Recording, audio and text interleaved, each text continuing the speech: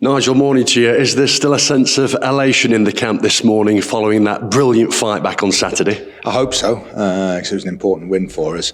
Nothing in the game really, like a lot of the League One games. It's just whether you get a break, either a decision that didn't go for us the week before, and then Don pops up with the winner, scored two very good goals in the second half, and that's it. Two good teams. I think both with a few missing. Playing out what I thought was an entertaining, good League One game. But as I say, it's these one-goal games. Not in them when you analyse it really. Just that all-important goal in the 90th minute. Is that the best way to win a football match? Well, anyway is a good way. Honestly, you win it in the first minute, the last minute, anyway is a good way. But it feels a little bit more special when you score late on, especially because of what happened last week. Losing in the 94th, 5th minute when we didn't deserve to. So I think in the context of the week or so that we'd had, it was even more significant. And what satisfaction does it give you having emerged victorious with a patched up side? Well, that's the other thing. I think it speaks volumes for the strength of the squad and the character of the squad, because players aren't daft. Well, they are daft, but they're not daft in terms of they realise the quality players that we have missing, and they'll see Deji on the team sheet when they've only seen him in one training session in the last 2 months or so. So they know all about and realise all those sorts of things, and to go out and beat a team Rotherham, they're having a little bit of a sticky time at the moment, but that will change. To do it in those circumstances with what we had out there, and bringing on Taylor Anderson as well late on, one of the young lads on the bench. All in all, it was, I said to you, I think it's as good a 3 points as we'll get all season. It was interesting to hear what you said about Deji Elijah, him having played only one training session previously. Was it a bit of a conundrum to put him in the squad? Because I imagine there will have been an element of risk. Yeah, without a doubt, but we needed a result and there was nobody else. That was it. And we looked and we think if we get the international break, which Plymouth have applied for it with their internationals, then we were looking at it and thinking, well, after the break, we would hope to have so-and-so back, so 3, 4, 5, 6 players back. But that made it even more, I think, imperative to play him, because if anything did happen, then at least they would be coming back within a couple of weeks. So that sort of justified the risk, really. Not really seen him yet this week, so don't know how he's faring after the weekend. Don't think he'll be doing too much more training this week before getting ready for Saturday. In a bit more depth then, how do you go about managing his match minutes in the forthcoming weeks? Well, that's going to be the most important thing, especially leading up to Christmas as he builds back up. He did a bit of pre-season with us quite a bit before dropping out, so he's got that under his belt, although when you're out for 2 months, unfortunately you lose most of that. So it's just a matter now of building him up. He's such an important player for us. As his performances last season showed. So it's getting that balance right between getting him out there when we can and looking after him and maybe him resting 1 or 2 as well. And similarly, Rhys Oates looked so threatening, didn't he? He had a real impact on the game, and I imagine he's in a similar bracket to Deji fitness-wise. Yeah, he is a little bit further ahead, apart from he's missed this long period of 20 months, before the start of this season. And I think he's had we're hoping he's over it in terms of he's had his little niggles and, the secondary injuries that you pick up when you've been out for such a long time. And just hope now he stays fit. He'll never be the player that plays 46 games, 90 minutes a game. It's impossible with the sort of player that Rhys is.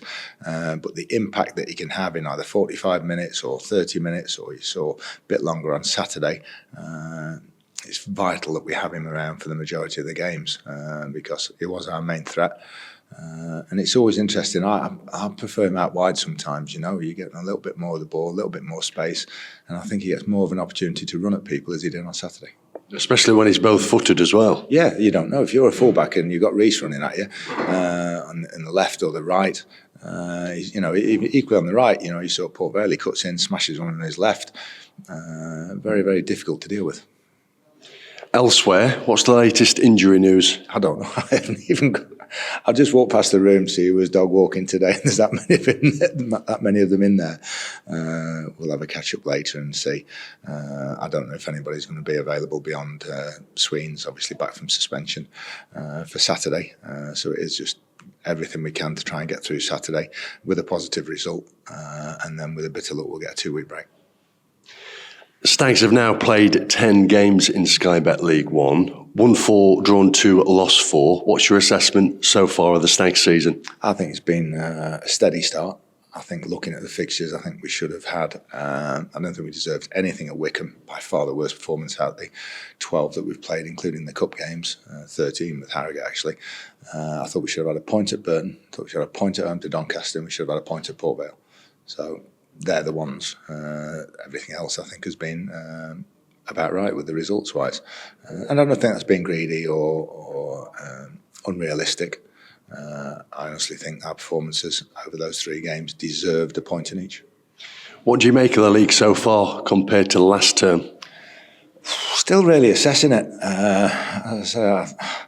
I still have the mind that I can't tell you the bottom 4. I don't think the teams that are down there will be in the bottom 4 come the time, come the end of the season. Very even. And I think that looking across the results most weeks, it seems to be similar to our games. There's very, very little in them. Odd goals here or there. No Birminghams or Wrexhams or anything like that. So I think it's going to be an even 9 months, and just even more so those crucial moments like on Saturday in that 90th minute, they're going to be more important than ever. Let's look ahead to the next opponents, Reading, who have had a substandard start to the season really, but picked up a good point at Stockport on Saturday. Yeah, and played well by all accounts.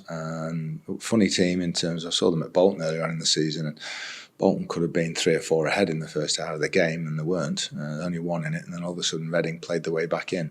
I think they're a very dangerous team, as dangerous as anybody, especially on the break. And we saw that at the end of last season at the One Call, where we played extremely well for the majority of the game, and they just picked us off on the break. And I think we ended up losing 4 or 5 to them in a game that we could have won. And I think that there's still that sort of team. So very, very dangerous, and probably more so at home. Yeah, that home fixture, as I recall, it was around about New Year's time, wasn't it? And you played very well that day, but came away with a 2-1 defeat. Yeah, down at Reading, that was we had a good Christmas period, and that was probably as good as well as we'd played over that period, and couldn't get a goal. Conceded a couple of scrappy goals, I think one from a free kick. But once again, it's another good measure for us to see if we've improved from last season. Finally, last week marked the owners' 15 years at Mansfield Town Football Club. What do you have to say about their tenure? A lot of progress, I think, in 15 years. I think when you look around, and it was lovely they were here on Saturday for that sort of anniversary and to celebrate it with 3 points. But, to come from the National League to be halfway, top half of League One, looking across at the new stand that's been done. Here we are at RH that's been done in that time, the new gym in the summer. I think a lot of progress has been made, and that's just the tangible ones. It's the things, the best ones are the feeling around the town and the supporters and everything. I think that's the most significant impact they've had, and it's absolutely priceless to the town and the supporters. Is that palpable for you as manager? Yeah, you can feel it. Yeah, definitely, because we're not really aware of the sort of the dark time, shall we say, of before they came in. That's what people talk about. They're absolutely revelling in it. I think because of those times as well, and because they've seen the club be taken to a new level in the last 15 years. What do you think have been the cornerstones to that progress that you talk about? I think just steadiness. It's you might say, 15 years, 2 promotions, whatever. It doesn't matter how long it takes. It's how you do it, and it's good foundations as well, and that you put in place that you hope. I'm sure that they'll feel this way. That same as we do as managers, coaches. That when you do go, you've left it in a much better state than when you came, and that the foundations are there then for the club to be successful for years to come.